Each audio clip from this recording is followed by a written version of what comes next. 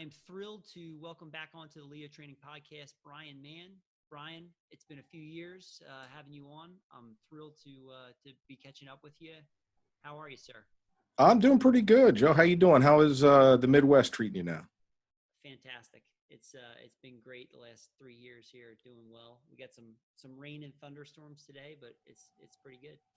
Yeah, good. We get those damn near every day here, and it's a whole different level, man. It's not even a tropical storm, but a storm down here in the tropics they've got these little pop-up things they call microbursts that actually blew in our neighborhood. We have there was, a bunch of palm trees because it's South Florida, but it was 3 foot in diameter, not like circumference, but 3 feet across. Like I can't get my arms around the tree. And one of the storms blew it over onto somebody's house, recently. Wow. It's like, yeah. It's like, it's almost like it's a tornado, but it's not, the winds are just blowing so hard. It's a little nuts down here. Yeah, that's got to be a change from the Midwest right there. Yeah. At least the alarms went off to let us know when to seek cover. Down here, it just pops up and it's gone. It's, the way that I was telling somebody, it's like the storms here come out of the book of Revelation. And then 10 minutes later, it's back to paradise, so it's just, it's different. I haven't gotten used to that yet. Yeah, that's strange. Yeah, that's something popping up like that, and then everything calms back down. Oh, if you're outside at the right time, like last week I was out and I just saw the black clouds swirling and rolling in as it was coming in. I'm like, okay, I'm going to go pour a drink. And yeah. Hang out for a few. Yeah, we don't have to talk about the weather the whole time. We could get into it. Sorry for the diversion. No, it's great. So what prompted me to reach out to you was you posted in the last week or two, and I'll link to it in the show notes, post on Instagram and Twitter on Pliometrics.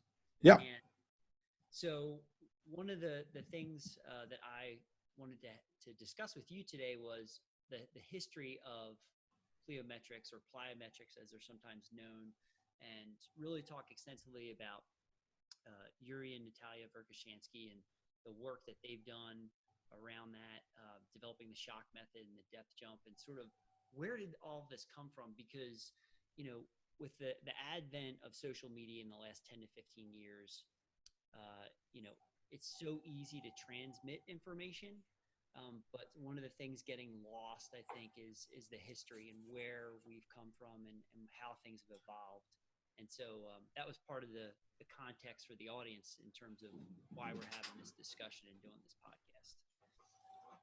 Yeah. So, if we start back at the beginning, of course, coming back from the shock method from Yuri Verkhoshansky, it was a book that I was fortunate enough to edit. Like we were speaking off air, it was pretty surreal reading the words from Yuri from the grave, since he died, and I think it was 2010. And me being the first person to have read it since his death, it was just, it was nuts. And, but the story goes that he was getting, so we have to remember that in the Soviet Union, the education and the athletic process were a little bit different, right? So you were studying. Your PhD was in a specific aspect of a specific sport, right? So Yuri had track and field, and he was eating his lunch while he was watching the triple jumpers practice, and he just noticed that, oh, wow, each successive jump, they're going higher and further. There must be something to it. And then he started down that line of research that he did for, from the 60s up until his death in 2010. I think it was 2010. I'm sure it's listed in here with the authorship, but while I'm looking for it, but whatever. Then back in the day with Fred Wilt, they got together whenever he was the track coach at, I believe it was Purdue University. Yes. And he was there and shooting the stuff with him and talking with Fred about things, but if anybody's given presentations in foreign languages, that this term lost in translation is sincerely legitimate. It like I'd mentioned to you that I gave a presentation in China and they said, hey, your translator didn't say a word that you had said. So, you know, it was just kind of, you know, crazy. And I don't know the where the breakdown occurred in translation. You know, I got that from Natalia and also from the book, but it was just uh, that's a lot of what happened. There was just some issues with the translation for plyo versus plio metric, and jump training versus shock method, if you get down to it, because you know uh, for some reason we think that some ankle hops and depth jumps are going to have the same impact on the body, and they don't. And you know, we can get down to the why and show, you know, that EMG with the ground reaction force overlay that I put up. I mean, that's kind of the point, that hey, you know, we've got short latency, mid latency, long latency responses, and you know, the different forces and different types of jumps are going to cause different adaptations as a result of that. So you know, there's some jumps that are great for coordination. There's some jumps that are great for uh, the velocity into the spectrum, and then there's the depth jump, which is going to really hit both, and if done properly. And then you know, it's just, God, you know, it's one of those things that everything requires so much context. Right. You know, you can perform the same jump, you can do the same exercise and perform it differently and have two completely different responses. For instance, if you do, let's say that we just do a counter movement jump, right? If I go down fast and fire up into the ground, that's going to fire up into the air, excuse me. That's going to have a very different response than if I take a slow wind up and long wind up and jump. Even though the jump height might be exactly the same, the way that you got there was tremendously different, and thus it's going to have a different impact on the body. And then that, I think, explains why some of the research we see varies tremendously in the responses. Like you'll see that what one researcher would call plyometrics showed increase in, so a decrease in tendon stiffness, uh, and others show an increase in stiffness, right? Well, I think it's because nobody understands what the definition of plyometrics is. They think that it's all jump training is plyometric. Well, it's not. We've got to get down into brass tacks and talk about what's what. So, uh, damn, I can go so many different directions with this. So I think what would be really helpful is, since we're talking about plyometrics and then jump training, is to start to try to separate some of those. And then you also mentioned briefly hops, right? So for people, other strength and conditioning coaches, or anyone that's going to listen to this, right? Maybe what we can do is, can we define a jump, a bound, and a hop? So that Yeah, well, I think that the best would actually be going back to the categorization that was, I believe some was in the book. I was looking back through it, and shoot, you know what? I don't remember if it's in here or not, or if it's in one of the other texts that I was reading. But you can break them down by coupling time, and that is the amount of time that you spend on the ground. And you can break it all down also by extensive or intensive. Okay, extensive means, well, if you think about the extensive runs, it's typically they're the longer but less intense. Well, likewise, the extensive jumps are things where you're taking longer to get up into the air. Okay, and then the coupling time is, excuse me, sorry, I long night with the kids, so I'm doing the Pepsi Zero, the, you know, a little bit higher caffeine content here. So yeah, I'm just going to be burping, and I'm apologizing to you and your listeners. I don't have any manners. I'm from backwoods Oklahoma. But so the extensive jumps is basically that they're not as intense, right? You're going through the movement. It should be fluid. Okay. The intensive jumps are more intense. Okay. So you're jumping, trying to go faster and harder. Now, the coupling, short coupling, long coupling. Short coupling means that you're on the ground a short amount of time. A long coupling means you're on the ground a long amount of time. So let's take ankling, right? Ankle hops. So you can do ankle hops for extensive, to where it's and long coupling, to where you're spending a long time on the ground and you're just doing fluid. You're getting a little bit more bend in the ankle, a little bit of bend in the knee, maybe. That's really not the goal, but it'll happen, just to try and distribute the force over and make it nice, smooth, fluid-looking jump. right? And that's going to be more for coordination. Then we could take the ankle hop into a short coupling where it's no time on the ground and it's just pop, pop, pop. The jump itself should still be really smooth, but you're spending no time on the ground, right? So then that would be the extensive short coupling. So then we've got intensive short and long coupling. Intensive long coupling would be that I'm jumping up so hard in the air, I land, I gather, and then I go again. Okay, that would be so like thinking about a repeated maximal effort long jump, broad jump, whatever. Then if I had the intensive short coupling, it's the same firing of if I'm doing the long jump, that as soon as I hit the ground, I'm going again. I'm not allowing any reload. I'm not allowing any force dispersion, etc. So, and then we've got go into shock method. And shock method would be like the depth jumps to where it is intensive, but it almost turns into a long coupling, right? And what I mean by that is that the force that you're having to withstand is so high that it actually disrupts the EMG, disrupts the muscle action that you have to overcome, right? And that's where we actually get the true pliometric or shock method. And it doesn't have to be just depth jumps. There's other, you could do it for the upper body too.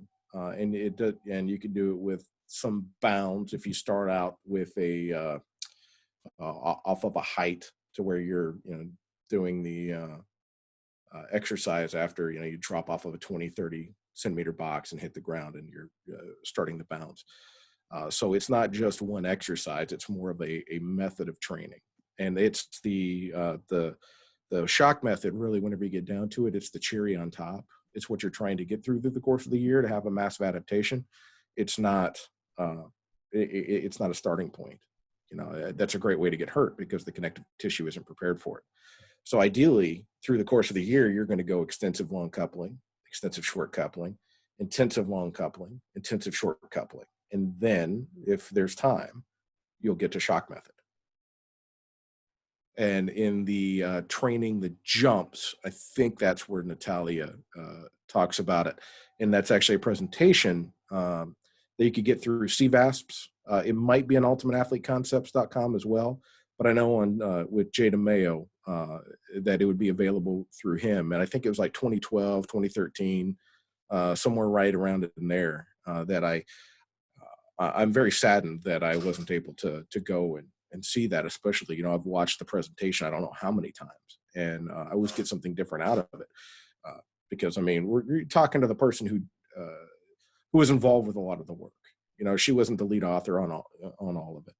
And, but she was around, she was around her dad, and she's helped continue on the cause, I guess you would say. Yeah, so I can go down some 30-minute rant, but I'd rather, make sure that we're getting to what you want. No, I think that's great. That's super helpful. Really good background in terms of the history and the meaning, the context behind it. Yeah, and while we're on that context thing, there's one thing that I've been wanting to get out to people for a while, is that the Soviets, they did push maximal strength, and they pushed it in the early off season, and it didn't matter what the strength level was. And I think that some of the people now, they think that it's like, oh, they squatted to get the best adaptations and speed and power and things like that, and that wasn't it at all. They squatted to make their depth jumps and other things better. So they would actually stop squatting whenever they got past that phase. If you look at Yuri's programs, which he includes in all of his books, they go from full squat to maybe half squat and quarter squat, and they stop full squatting at a certain point. And the reason being is that these are higher qualified athletes. And a lesser qualified athlete, just pushing the squat would absolutely cause improvements in speed and power, so you wouldn't take it away. But whenever you get to a higher qualified athlete, they only squat because they want to be able to prepare the connective tissue and other things to possibly be able to have a bigger adaptation whenever they implement the shock method later on. So really, they squatted to depth jump. They didn't squat to squat. They didn't squat to sprint. They didn't squat to jump. They squatted to set up the other exercises. And so that's just one of the points that I wanted to bring out. And if you look at transfer indices, or if you look at the work from a paper from Sukumel, Nymphius, and Stone, that squatting absolutely has a end of transfer. For them it was about 2.2 times body weight. And whenever I ran the transfer indexes for our 15 years of data, at 1.7 times body weight, it slowed. Right? It didn't cease, but it did cease at about 2.2. Now, do we have the freaks that went all the way up to 3 times body weight? Yeah, you'd have the 1 or 2 guys, but then the other, 18 that hit triple body weight, well, they didn't see any further improvement. So after 2.2, so we have to stop and realize that all research, while it's based off of the mean, there's a tremendous amount of individuality there. Every individual is an N of 1. So we have to be careful and make sure that we apply context with the research and with the data that you're looking at. It's like, okay, why does this look like this? Here's the mean stuff, and most of our guys will fit in there nice. Well, what about these freaks, right? What about these outliers? What makes them like this? And you've got to figure that out. And I think there's some stuff that's coming out with, it was great whenever magnitude-based inference was around. Before it found out how flawed it was, because then we could start to look and see, hey, is this a tool for those people out there, for those freaks? And I still think that it can be for that. But there's also some better statistical models out there that I don't know what they are, but I hit up people like Patrick Ward or Joe Weir or experts in that area, because I'm not an expert in it. I don't want to take the time to get to be an expert in it. That they've been doing this for decades. So why would I think that in 2 months of research, I'm going to be able to figure out what they were, what they've done in 10 or 20 years. Matter of fact, speaking of Patrick Ward, I was trying to get into R, right? And he's been helping me a little bit here and there. And I was bashing my head against the wall for 3 days because I was trying to get the force, velocity, power profiles to work in R. And so then that way people could run it regardless of what system they used. But, I used GymAware and look at it the way that I wanted to look at it. Well, it took him 10 minutes. Whenever I gave in, I'm like, look, dude, I'm thinking about trying Power BI or something. And, and here's the problem that I'm running into. And actually I put a fight, I was actually, because I found out we had Power BI here on campus, I posted something. I'm like, hey, who can do, who's good at Power BI? And it's like, oh, I've used it. I'm like, yeah, of course you have, you asshole. So then he's like, yeah, I got some time now, on direct message, whatever. And so we screen shared, and he looked, and he's like, this would be so much easier to do in R. Like, well, I can't get it to work. I saw this script, blah, blah, blah. And he's like, oh, and he walked me through how to do it on Power BI. And it's like, I'm going to if you're okay with it, I'm just going to try this. And within 10 minutes, I've been working on this for 3 freaking days. So, but that's why you refer out to, people, it just goes to show, it's like, man, I can spend months trying to be able to do this, but it took him 10 minutes. So, you work with people. That's why there's collaborations. Nothing is standalone. Man, and I cut you off on a question. I'm sorry. No, not at all. That was fantastic. That was great. I think that's really important to show, just from for me as a younger coach, right? Just in terms of development, how important it is, and just to continue to remain humble. And if you got questions, reach out, because most people in the industry are more than happy to help. Yeah. And I've been in it a long time, and I still reach out. I still punt. Some people think I'm an expert on everything. I'm not, man. They hit me up with questions, and I'll send them to people who know the real answer. I could tell them what I think, but hell, I'm wrong all the time. You can ask my wife. So. Oh man. What I did want to talk about was the frog study. Yeah.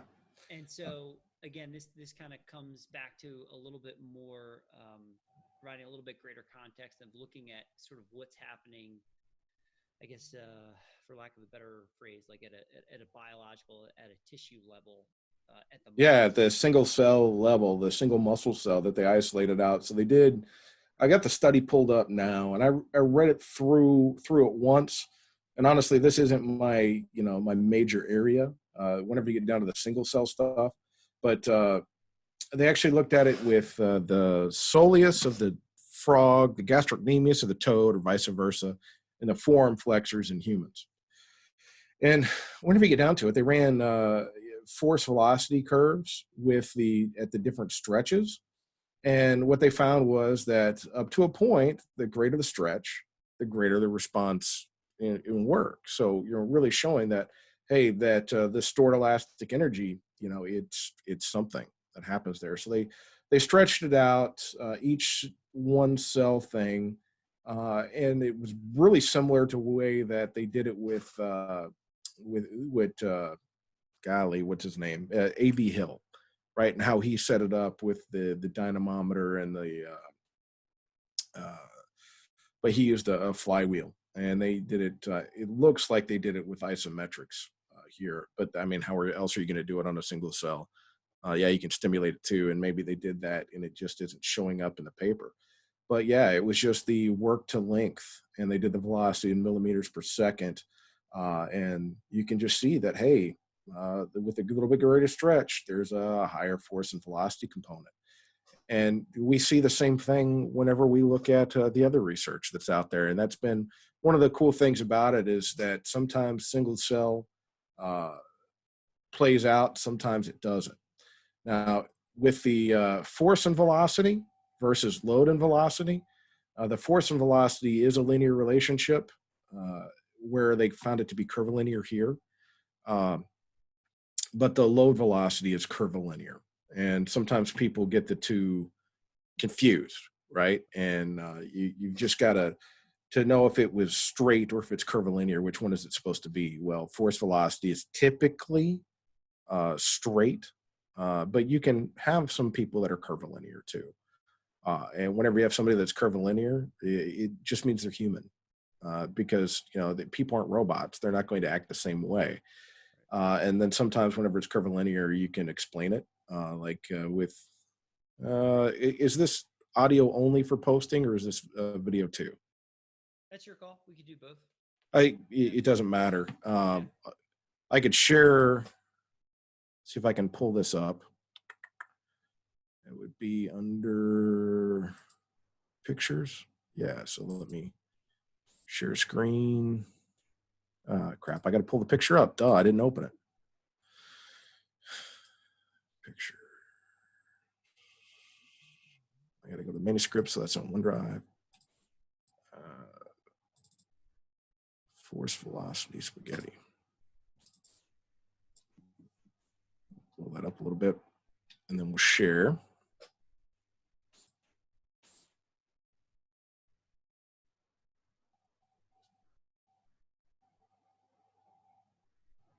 I'll close that. Now I have to try it again. Here we go. So we can see here's some force velocity relationships with the athletes here. Going to leave the sport unknown, and people unknown.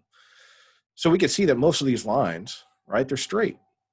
And this is what a typical force velocity profile is going to look at.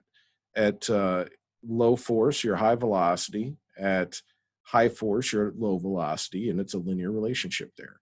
Load velocity gets curvilinear. We see this one is really curved. Dude, on this one, right, we see this last data point here of this six-sided. So was that a hexagon?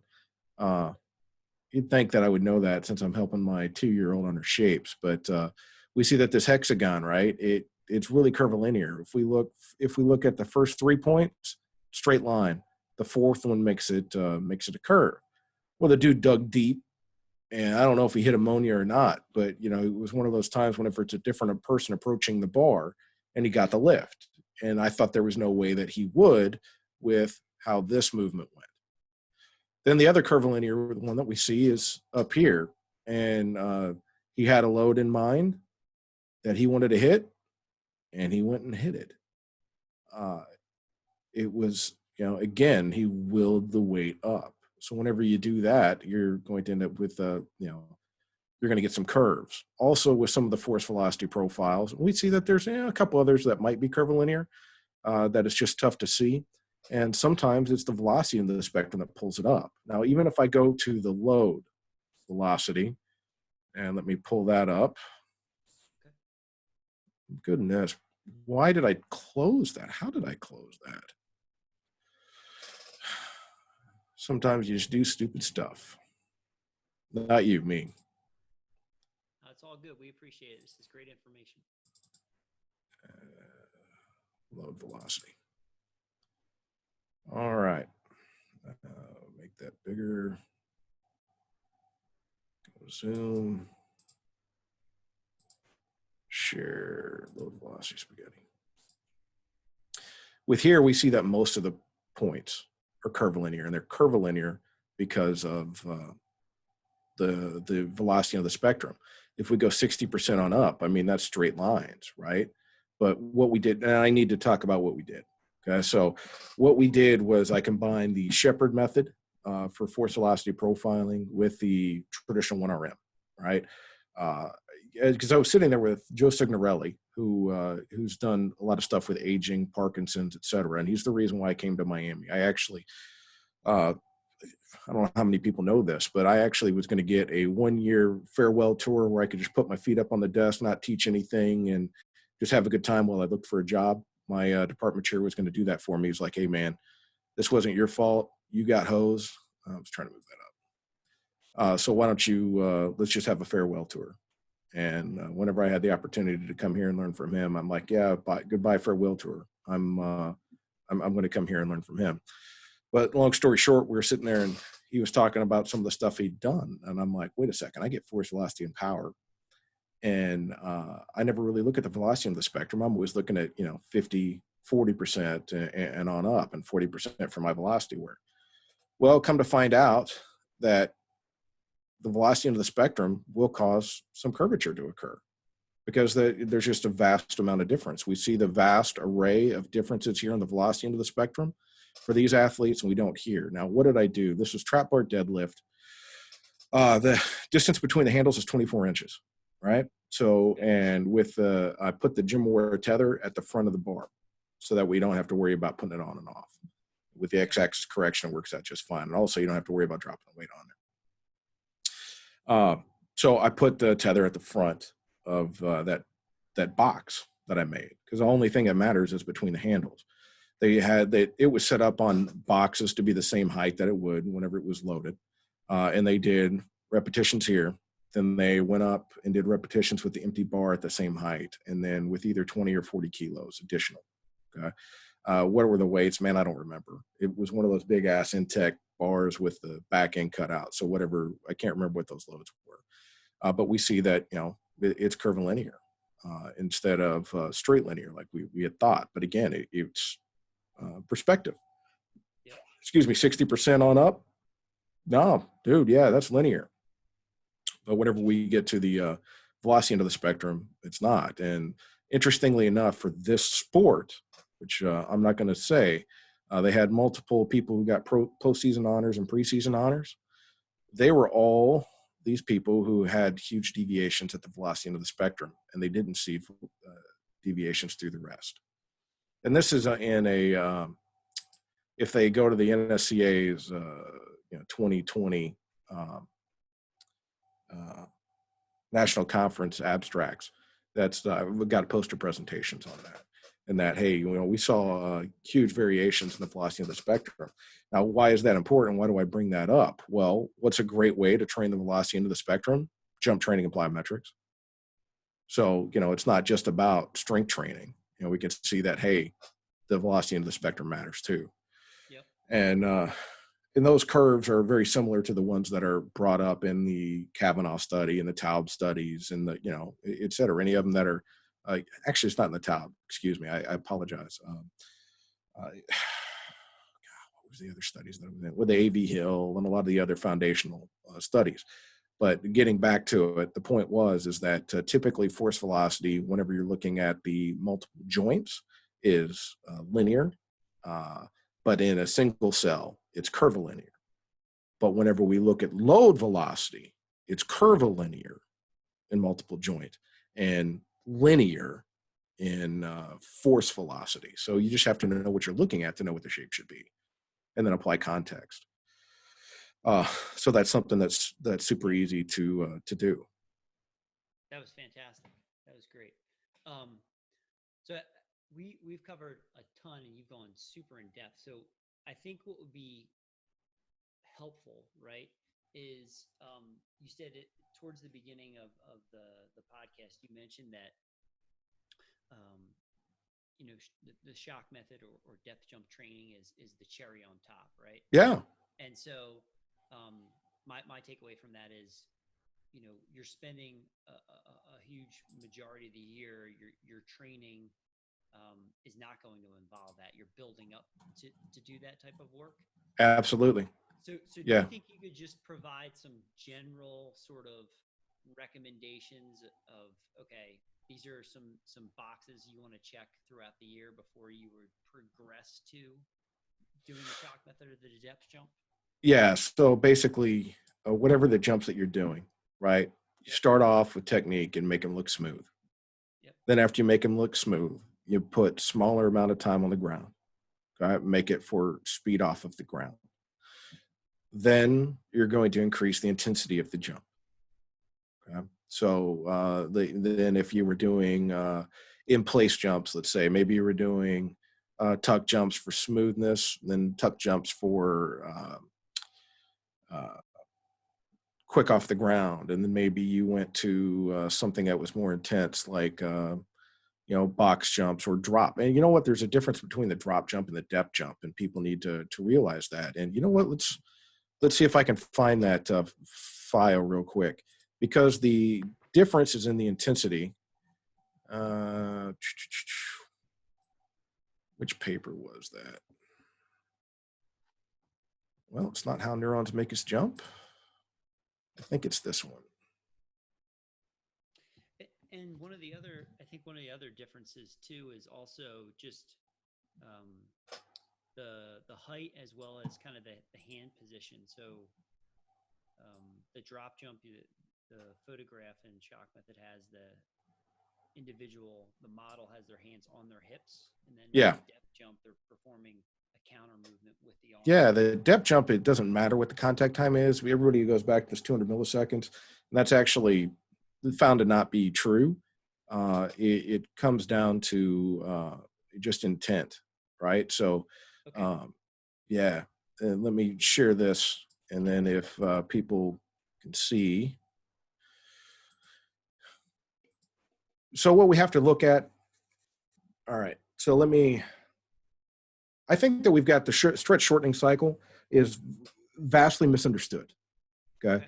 People want to talk about the stretch shortening cycle, stretch shortening cycle, stretch shortening cycle. Do we use stretch shortening cycle for everything? I remember people saying that box jumps weren't plyometric in nature because there wasn't a stretch shortening cycle. Well, no, there is whenever you wind up, right?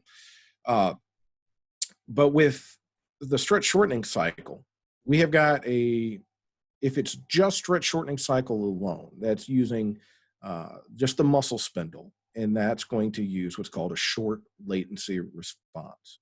Then there's a mid latency response and a long latency response. I think this paper's got all three, but if we start here, right, this is just something that we can get to understand. Now, there's something called pre-tension that we have to put out. Otherwise, let's think about this. If it wasn't about pre-tension, you never would have stepped off of the curb and lost your footing, or hit that next step whenever you thought there wasn't one, or it's the ground when you thought there was another step and you're having to reorganize.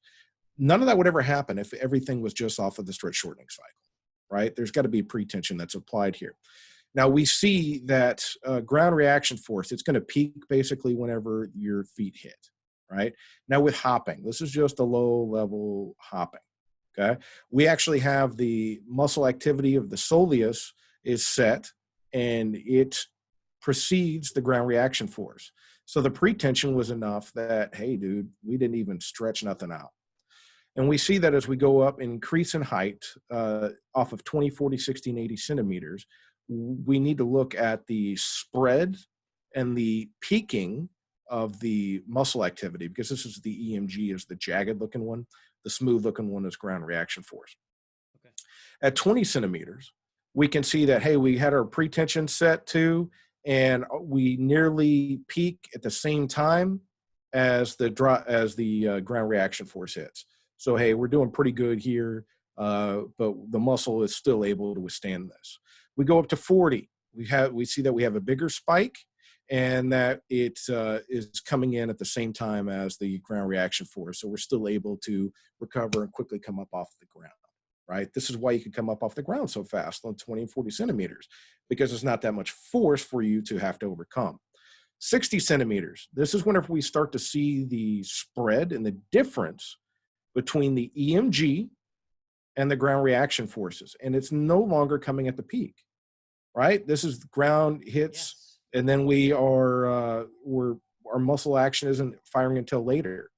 And then if we look at the 80 centimeters, right? And I believe that this is the short and medium latency response is what we're looking at here in this gray box. It can be seen that the short latency response, first peak in the EMG after dotted vertical lines, is rather increasing from 20 to 60 centimeters, but it's drastically reduced to 80 centimeters.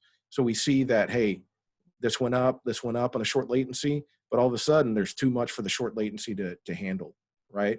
And then this is going to be more of the muscular action. And this is whenever we're seeing that the muscle is being acted upon rather than it pre-tension and things being enough to where it can overcome. And if you'll notice, if you look at Verkhoshansky's work from forever, he said the shock method happens at 75 centimeters. Well, this is 80, big deal, 5 centimeters. If anybody wants to, discount that, F off, I don't care. I get some people, well, it says 80 and he said 75. What's the difference? Dude, it's 5 centimeters, man. That's 2 inches. 2 inches doesn't matter. But we see that this hip happens in the medium and long latency response, right? That this is occurring. And that's why the pliometric is, if you go actually back to the definition, pliometric, it means yielding measure, right? So the yielding regime, this is what makes it shock, is that the body is having a hard time overcoming it. Now, you don't want to give it so high, especially at the start, that they're going to get hurt, right? That they're going to tear something apart, that they're not going to be able to jump afterwards, which is also interesting with the pre-tension. If somebody lands and they misjudge the height, a lot of times they're not able to make the subsequent jump because the pre-tension wasn't adequate. So their body doesn't know how to respond. And that was either in this paper or the other one. This paper is how neurons make us jump, the neural control of the stretch shortening cycle movements. And this is looking at the EMG, leveled up, leveled down. They looked at the soleus, glute med, tibialis anterior. There's that. And this is kind of cool showing that, right? So this is the feed forward and feed back loops, and one of them happens in the basal ganglia and the other one happens in the cerebellum, and right now I can't remember which one's which. For some reason, I want to say that the feed forward happens in the basal ganglia and the feed back happens in the cerebellum, but a lot of times I get that switch because I'm not a neuro guy. I just know that two different things happen, that we've got this initial motor command. So it's like, okay, how far down is that? Okay, this is how we're going to set it. Then, so my brain sets up the loops here for how much pre-tension, and then we're going to jump, and then boom. So we have our predicted consequences and our actual consequences. And the actual consequences is doing the feedback. It's like, oh, that wasn't enough. I need to change for this next repetition. And if you'll notice, sometimes people go, whenever they're jumping over something, they'll have these jumps where they're trying to figure it out, and then they go hit it, or they're doing a drop jump, and the first 2 look like crap, and the next 8 look great. Well, this is why, because they've got the actual consequences that they're having to deal with. So there's a feedback and a feed forward loop that occur from the brain. And this is what I was talking about with the heights, right? And this, honestly, it's not just the height. So what they did was this is super cool in my opinion, but that's just my opinion. And what I think is cool is not cool to a lot of people, is that they had this platform that they could change the depth for the landing, right? So they basically would come up or come down, and they looked at it. They never actually changed it, but they told the people that they might tell them that there was going to be a potential and switch, right, for the height. And whenever the person had no switch condition, this is what their EMG and the soleus look like, right? And then whenever there was no switch, it never went up as high, and it went for much longer. So because they had no anticipatory skills, they're like, I don't know what's going to happen. Right. And then we see the ground reaction force as well. It doesn't peak up as high, and it's spread out over a longer period, just showing that, hey, if you don't know what's going to happen, you don't know how to deal with it. It's akin to the you see that's highlighted. I was like, oh, hey, that looks cool. I'm going to go look at that. And then I was like, man, H wave, M wave, dude, I can't talk about this intelligently. Are you seeing scrolling now, or do I need to go back and change everything? No, you're scrolling. No. Cool. So then we look at, that's the one that I'm like, oh, I don't understand that one. This is the frog study, so it's got to be this one. Okay. So then I just wanted to show the differences with the short and the long latency response. So SSC2, they did all of their jumps off a 30 centimeter box, and SSC1 did it off of 30, 60, and 80 centimeters, right? So with the 30 centimeter box, that's just the basic drop, right? That's that second one that we saw. It's like, okay, our pretension and our EMG is hitting right at about the right time. And what is that for? Reversal off of the ground. And we see that with training, the only thing that happened whenever they jumped at the small, medium, and high heights, that they had an increase in the short latency response. Okay, which, yeah, no kidding. That's what you trained. That's where you're going to be seeing the adaptations at. They're not going to happen at either of the other ends. However, again, black, I should have said this earlier. The clear is the pre, and the blackout is post. Well, with the doing the training, more of the training at the higher heights, where do we see most of the adaptations? At the long latency responses. And that's just the latency response. If we look up here for, I'm not getting into that. If we look here for the drop height, right? Rebound height, duration of ground contact, and performance index, which actually is just a reactive strength index. I don't know why they call it performance index. That's the thing about research that really just annoys the absolute crap out of me.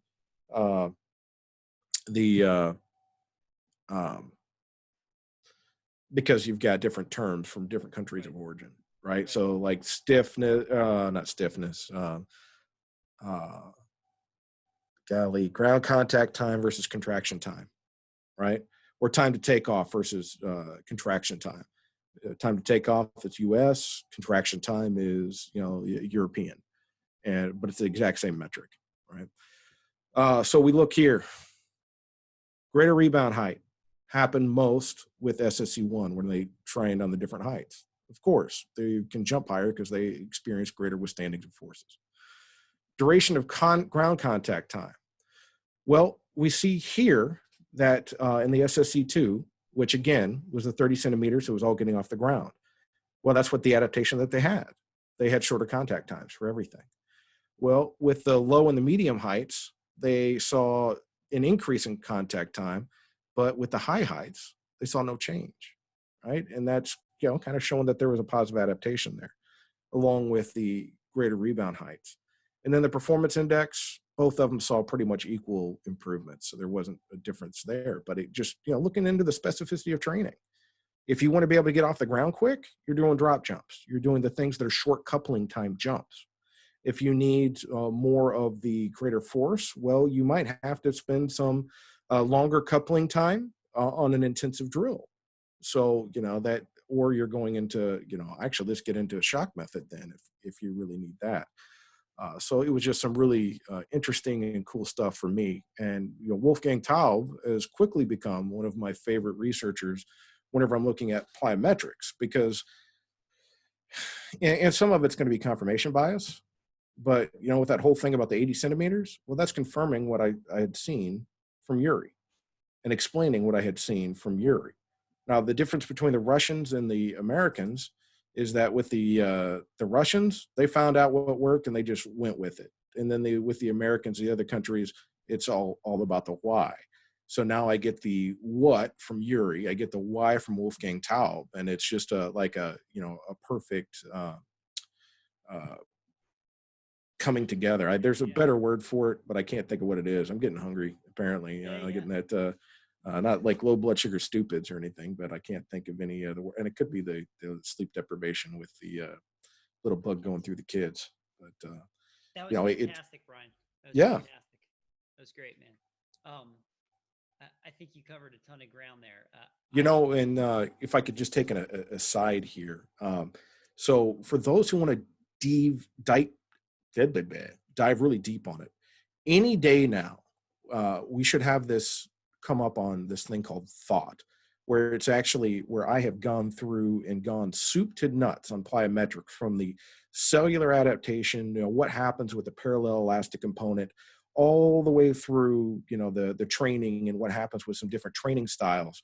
You know, it's a soup to nuts thing that, you know, they can get on plyometrics. And I think they've got to do like 3, and I've got like 5 different lectures ready to go. So it's like a choose your own adventure book. There's plyometrics, ACL tears, and 2 or 3 others. And that's like, hey, you can take from the University of Miami and you'll get a little continuing education credit. I'm working right now to get it to, I think we just basically got to cut a check to the NSCA for getting, you know, the automatic CEUs. You know, you've got to take the course, pass the quiz, and go on. And it's, you know, lectures straight from me. So that either it carries some weight or carries absolutely no weight for some people. And we've got a variety of them. So, you know, if it's somebody who's trying to increase their education, it should come out any day now. And I'll definitely be posting that on social media whenever it pops. I'll include that in the show notes as well. Yeah. That'll be so it's like 3 hours of me just going through, you know, step by step by step. That's fantastic. I think that's beautiful. That'll be a great resource, I think, from the historical theory, you know, scientific theory, and then also the practical applications, you know. Yeah, I think it's great, but I'm going to be extremely biased. You know, some other people might look at it and think it's crap. You know, I had a couple of people look at it and they're like, man, they better be up on their science, you know, to really get everything out of it, because it's heavy.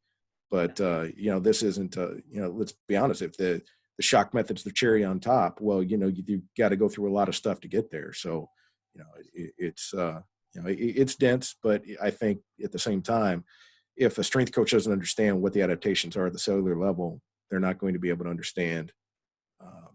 You know what? Let's do this really quick. I'm sorry to take up any more of your time, but one of the things that I want to get through to people is the parallel elastic component, because that is something that never was very well explained to me. I'm trying to see where that is. So, man, we've got these. Come on, where's the picture? Because for the longest time, I had no idea what was going on with the parallel elastic component. And here we go. So I'll come up here. Are you going to briefly explain what is the parallel? Yeah, that's exactly what I'm going to do, because I had no idea for the longest time, right? And now let's go screen share this. So here's our myosin, here's our actin, right? And then here's the Z disc. Now off of each Z disc, so, and this is the series elastic component, right? Some people will be like, you know, the myosin to the actin, well, this is actually the parallel elastic component, because the myosin head comes off of this and grabs a hold of the elastin, or the actin rather. So then that makes it parallel component. You know, in my opinion, who cares? I mean, we're splitting hairs here. But then this is just showing, let's go down. So then we look at the Z disc here. Okay. Now the Z disc is what really starts the parallel elastic component, because off of the Z disc, this is where this parallel elastic component has got the endomysium, epimysium, and paramysium, or vice versa, right? That shield together. Now these are what anchors the muscle cell into place, right? It's not just some free floating thing out in the middle of space. No, it's anchored in. So whenever this glycoprotein, which is laminin and this dystrophin, come up and they come off and they anchor into the endomysium, which basically ends up becoming the fascia with the epimysium and perimysium. As the muscle stretches, right, these glycoproteins go with it, and they are anchored. So whenever it hits its limit, it's pulling and stretching on that parallel elastic component through that the two glycoproteins that go in, they laminate in, and they laminate. I'm pointing at my screen like anybody can see me right now. That's stupid. Let me move my cursor. These glycoproteins, they tie into that lamina, and they're what causing it to stretch. And that's how that parallel elastic component is stretching. Whenever I got that, that's one of the things Signorelli, was teaching. And I was like, holy cow, how come nobody ever said this to me before? Because now I get the parallel elastic component where I never got it before, that it's going to have a stretch and it's going to have a rebound, just like we're going to have the stretching of the necks of the myosin. The myosin neck actually has quite a bit of spring to it. This is actually more with an artist rendition. The myosin neck actually has got some slack and some elastic capability there. That's more of what we're getting from it, and that's that doesn't even matter. But that's and that's kind of the stuff that you'll get with the class. It's like, hey man, this is how the parallel elastic component works too. I wanted to make sure that they got the soup to nuts on it, man, because I was confused for a long time. And, I don't want somebody else to have to wait 20 years in their career before they can understand why this works. And it only took me 20 years because I'm an idiot. I've had a lot of concussions and, some brain damage here that, somebody might have said this before and I didn't get it. And other people might be like, oh, you're a freaking moron. How come you didn't understand that? I got it out of Anatomy 101. Well, good for you. I didn't. I drank too much in college. So, if you drank too much in college, partied too much, had too many concussions, come here and we'll get your plyometrics knowledge dusted off. Well, Bryan, that's a fantastic resource. Thank you for taking the time to put all that together so that, all of us will be able to benefit from it. My pleasure. That was great. I don't have any other questions for you. And I think you did a phenomenal job of covering kind of all areas and really providing some great, the history, context, practical applications. Is there anything else that you would like to chat about real quick before we sign off? Yeah, well, I mean, just really quick, I had alluded to that the shock method was not just about depth jump. And you can do it upper body. So if they want to get the book, I'm trying to flip to the page right now, that you can absolutely get some upper body stuff done with it too. If you look at just page 118, if you get the bigger script there, you can see that they can do it with a handstand push-up. And this was done with gymnasts, right? That they could do a handstand push-up, right? And then that's getting force. And then they go up onto a little like a 6-inch step, right? 10 centimeters doesn't greatly influence the neuromuscular, and over 30 centimeters, it's too much for the elbow flexors to do. So you get that 10 to 20 centimeters, 10 to 25 centimeters. That's the depth jump height for that handstand push-up. And then with you look down there and we see that, hey, what does that look like? Dude, that's the old school ballistic push-ups that you would see in like Rocky IV and things like that, where they're coming up, they're flying down off of the blocks where their hands are, hit the ground, immediately reverse back up and land on the blocks. So you can do shot method like that, or you can do it with special apparatuses and doing things with the Smith machine. But it's that you need to train the connective tissue to be appropriate before you get there. If you don't, you're going to end up like, you hear people say that, I've heard people say, well, depth jumps cause tendonitis, so you shouldn't do them. No, they cause tendonitis whenever you haven't spent appropriate time being able to do those and preparing the connective tissue, right? It's like if I were to have somebody, day one, go in and try and do a 1RM, right? Try and do a 1, and all of a sudden they get hurt. Well, yeah, your connective tissue wasn't done for that. It wasn't ready. So it's a stupidity problem. It's not a problem of the training method. It's the application of the training method. And that goes, that goes widespread for everything. It's not just this. But guys, go ahead. What I was going to say is some of the things in terms of making sure the connective tissue is well prepared, and feel free to correct me if I'm wrong here, but earlier in the year, throughout the year, the athlete should be doing like altitude landings. So just practicing on landing, making sure they're maintaining proper alignment, and then starting to stress the connective tissue. they're doing jumps, 2-foot takeoff, 2-foot landing, bounds, single leg takeoff, opposite leg landing, hopping, single leg takeoff, same leg. Absolutely. And then you're building kind of all that capacity, that skill. And then as you start to progress later in the year to doing, a depth or drop jump, the body's well prepared and can take it. Yeah, and I think that going one step further, that the extensive long coupling starts with the extensibility of the tendon, so that it gets it a little bit of stretch. And then as you get into the short coupling and the intensive methods, well, that's working on the stiffness of the tendon, Yeah. which it in some respects it's desired, and some it's not. So you just have to know what is necessary for your athletes. And one more thing on that book is that there are some great equations to throw in there. Like if you've got all you got is a timing mat, dude, I freaking I earmarked this on page 57. In 56, it goes into his reactivity index, and he's just using flight time, man, and using that to calculate initial takeoff velocity and the height that you're in. And there's some errors on this with the H2 and H1. You just have to figure it out using his the value of the flight height is H2. Well, that's actually H1, right? And the height of the fall is H2. So that's something I want to throw to Joseph today, because I noticed that whenever I was going back through it.